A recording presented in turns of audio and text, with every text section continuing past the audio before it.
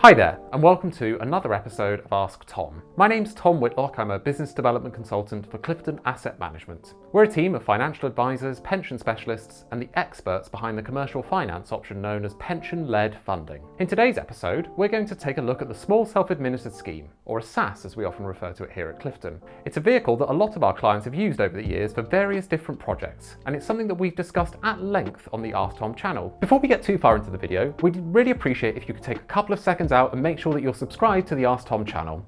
We know from our analytics that a very small percentage of our viewers are actually subscribed to the channel, so taking a couple of seconds to make sure that you're subscribed would really make the world of difference to us. So in this video, we're going to take the top 3 features and put them all in one video together, starting with number 3.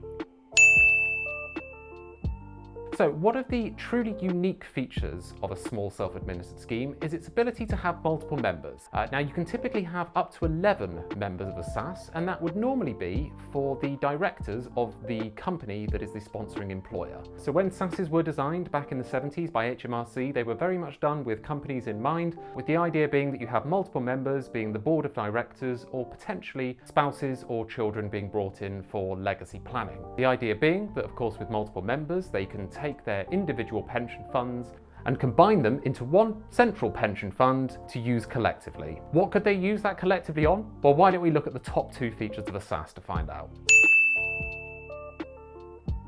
So one of the most common applications for a SSAS, and certainly with the number of our clients that are both business owners and individual investors, is to use a SSAS to invest in commercial property.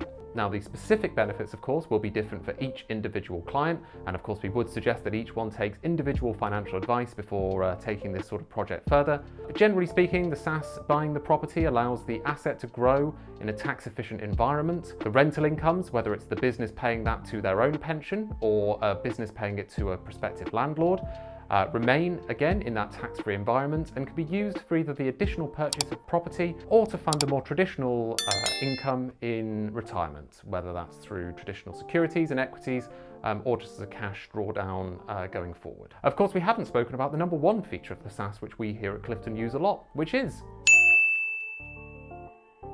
we wouldn't be the experts behind the commercial finance option known as pension-led funding if we didn't use the loan-back facility of a SSAS to its full extent. Now a SSAS can lend up to 50% of its value to a sponsoring limited company. That loan looks, feels, acts and behaves just like any other loan from any other source. The big difference being of course is where the money's coming from and then subsequently where it's paid back to with interest, which in both of those instances is the company's SSAS. So the business owners can use their pension to invest in their business. They use their funds to grow the company, all the while paying it back to their own pension funds with a premium applied, concept being of course that the pension grows alongside the business and they can mutually benefit each other going forward. So has this sounded of interest to you or perhaps a client that you're working with? Well, why not get in touch with us here at Clifton to find out how we can potentially help you or your client with their pension needs. For now, I'll thank you very much for your time in viewing the video. Remember to like the video, to subscribe to the channel and to tune in every Thursday morning for another episode of Ask Tom. Take care and goodbye.